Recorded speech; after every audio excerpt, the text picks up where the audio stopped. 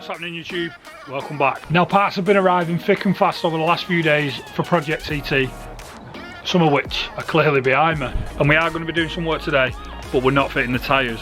We have got another job in hand, but before we get to that job, there's two questions I want to try and answer for you. Now if you've watched the previous video, you'll know that I found this lamp stashed in the bumper when I serviced the car. And what I want to do is, well, let's see if it works. So here goes.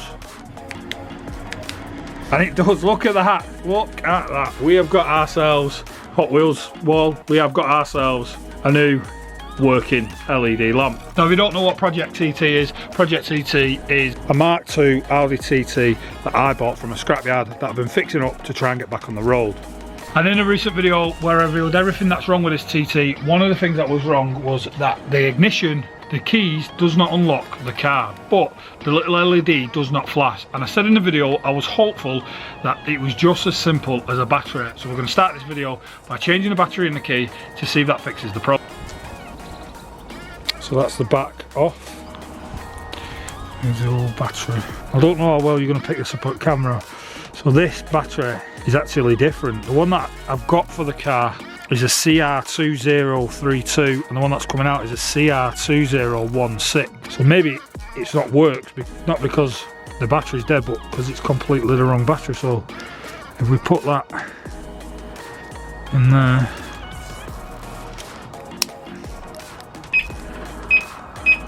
you probably just heard that, but here goes. Now you probably just heard it because it's got an audible tone, but if I press the unlock button, the door unlocks. And if I press the lock button, the door locks. So that's a positive start to this video. We have got a working lamp that we found free underneath the car, and we've also got a key that now unlocks this car. But let's get on with the rest of the video. Now that was a great start to the video, so hopefully we can continue with some positivity in this video. Because what we're doing is, for those that don't know, this Mark II Audi TT come from factory with the 6-speed DSG gearbox, and we're going to be giving it a full service. Now I've only ever changed the gearbox oil once in my own Mark II Focus ST, which was a straightforward change because it was a drain and a refill. It took about 2 litres, 1.7 to 2 litres of oil. This, however, is slightly different because these DSG gearboxes come with a filter. So what we have got is a filter, which is a Febby-Bilstein filter. I've then got 6 litres of Febby-Bilstein gear oil. I've got 6 litres of this. I believe these take around 4 to 5 litres. I've also got a nice new sump plug. We've got a full service kit for this gearbox. So we're going to have a look over the car first and see where I can see the filter is and see where the drain plug is before I start attempting to drain the oil and change the filter. Because as I said, I've never serviced a DSG gearbox before, and I've never serviced an automatic before. So that's the plan. Let's get to it. So using our lamp that we found under the car, you can see here just on top, this is the oil filter housing for the filter on the gearbox. That's nice and accessible, so that's quite an easy, straightforward thing to change by the looks of it. So we'll get the car in the air, we'll get underneath, and we'll see if we can see the drain plug.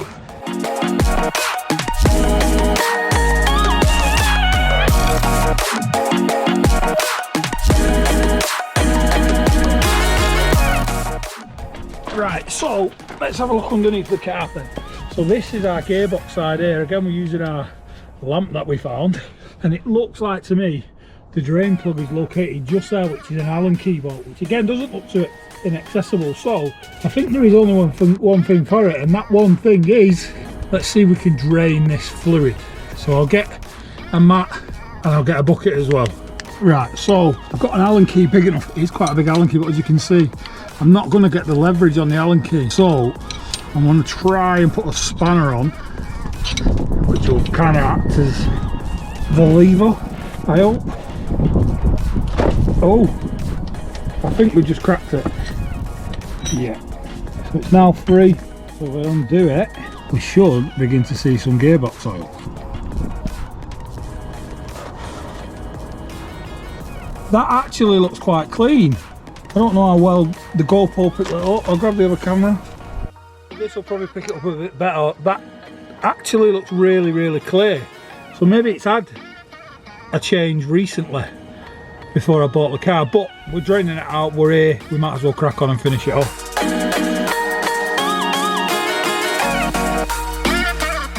So this appears to be a second drain. I don't know if you can see in there, the black bit appears to be like a second drain plug. So I think I need another Allen key to get that out as well. But you can see the oil actually didn't look too bad. It didn't look like it needed changing, but we're in now, the drain plug's off, let's get it checked. So I've got another Allen key. This one doesn't appear to be as tight as the exterior one. You'll probably see it better now as it comes out. There is like a, yeah, here we go, look, yeah. So clearly this is like a second drain plug. You can see it's all coming out. That's quite annoying to be fair, but there you go. It's now all making its way out. Oh, it's only gone and dropped it. Yeah, so that's what it was. Right, so what I think this is like an overflow type dipstick. I'll show it you better on the other camera. I'll get a cloth because you clearly need that. Now it's flying out in it. The gearbox oil's flying out.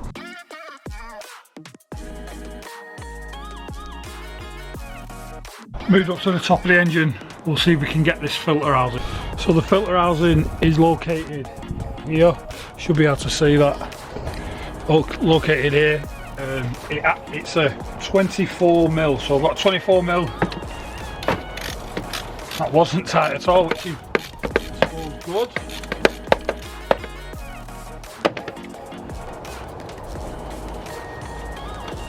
There we go, so that's the cap. The cap comes off, the filter has actually stayed in place. And that is the filter. I'll see if we can find a stamp on this, because like I say, the actual oil doesn't look too bad. Right, so we're on with this. I've got the filter out and I've got the oil out, and I can't see a date on the filter, but the oil didn't look too bad. Now what we need to do is insert this back. So I'll insert this back in, I'll screw it up, and then there's two ways I can then fill the gearbox. I can put a tube on the whole of this and screw it in, or the longer way is I can fill it through the gearbox filter housing, and that's what I'm going to do. So we're underneath. What I want to do, I'll clean my Allen key off. The gearbox oil's now all out. Just give this a wipe. I don't want to over tighten this. Just going to put it in till it's kind of where it stops turning. With it being plastic, I don't want to over tighten it. And that's it, that's in. Gives this a wipe. Right, that's that bit done. So I've only got this tiny pathetic funnel, if I'm honest. There's not a lot more I can say. So we're going to get filling this up. The funnel is located here. I'll have to pour it in. Apparently it takes a little bit of time. We've got all day. Here go.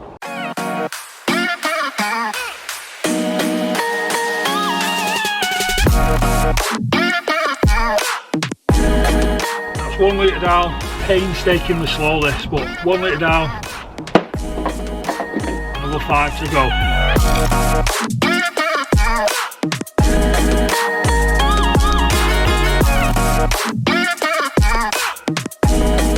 That is now 2 litres of oil in the car. This is painstakingly slow. I've actually changed my approach. I last spoke to you. I'll show you what that is now on the GoPro, because it's set up at an angle where it can see, and I'll explain my reason why I've changed that approach.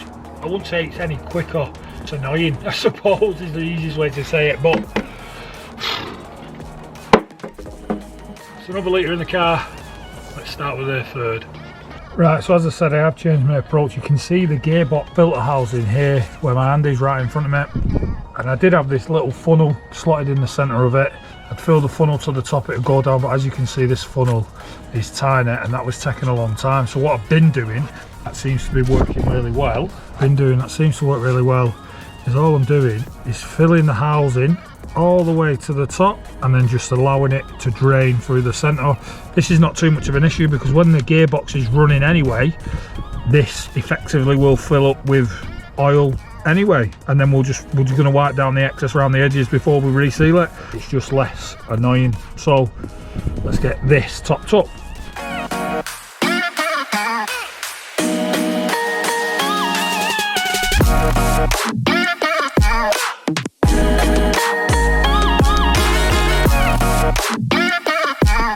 That is the 3rd litre now in the car. I'll get another bottle.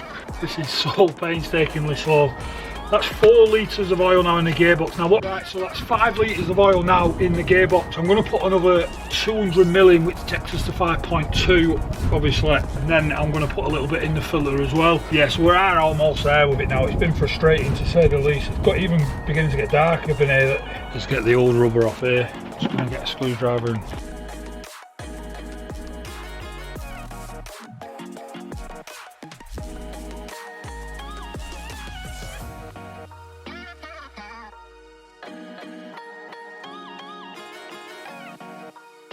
so all I'm going to do is just prime the filter. I'm not going to put loads of oil in this and filter because I've got to tip it up. I'm just going to put a little bit of oil in and give it a shake round. Let that soak into the filter on the inside. Put our filter on, like so.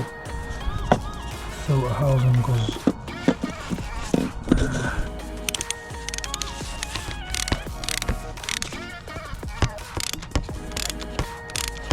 wasn't tight in the first place. I'm just going to wipe off the area of this spilt oil.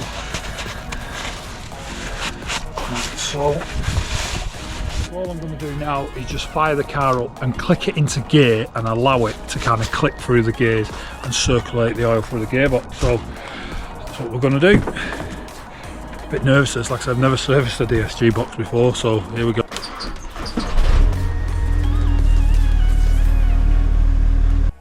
What I'm going to do, foot on the brake, click it into reverse initially, foot off the brake, wheels are spinning, on the brake, into neutral, into drive, click it back into park, and I reckon we are done.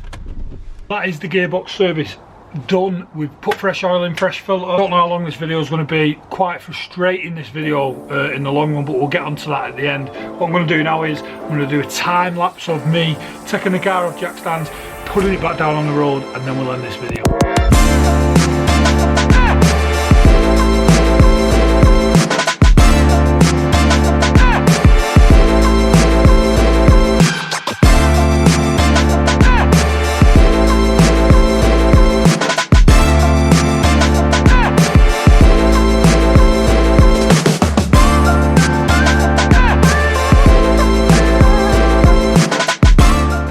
The end of today's video. A couple of positive things that have come out of today, then let's start with the positives then.